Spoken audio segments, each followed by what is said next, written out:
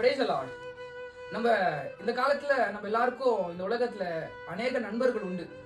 ஆனா அந்த நண்பர்கள் நம்மளுக்காக ஜீவனை கொடுப்பாங்களா அப்படின்னு கேட்டா அது ஒரு பெரிய சந்தேகம் தான், கேள்விக்குறிதான். ஆனா பைபிள் அழகான ஒரு வசனம் நண்பர்களை குறித்து போட்டிருக்கு. தன்னுடைய சிநேகிதனுக்காக தன்னுடைய ஜீவனை கொடுக்கறதை காட்டிலும் ஒரு பெரிய அன்பு இல்லை அப்படின்னு சொல்லி. அப்போ ஒரு சிநேகிதனுக்காக தன்னுடைய நண்பன் ஜீவனை கொடுக்குறாங்க.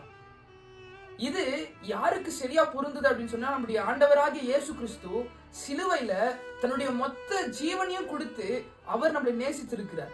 நான் உன்னை இவ்வளவு நேசிக்கிறேன் அப்படின்னு சொல்லி சிலுவையில நம்முடைய ஆண்டவராகிய இயேசு கிறிஸ்து நிரூபித்திருக்கிறார். அந்த வசனத்தின் கீழே அப்படியே நம்ம படிச்சு வந்தா சொல்லும், இதுக்கப்புறம் நான் உங்களை வேலைக்காரன் என்று கூட மாட்டேன், நீ என்னுடைய சிநேகிதே என்று நான் உன்னை அழைப்பேன் அப்படின்னு சொல்லி.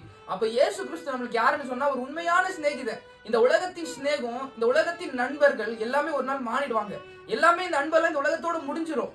ஆனா உண்மையான அன்பு, உண்மையான நண்பர் யாருன்னு சொன்னா அது நம்முடைய ஆண்டவராகிய இயேசு கிறிஸ்து.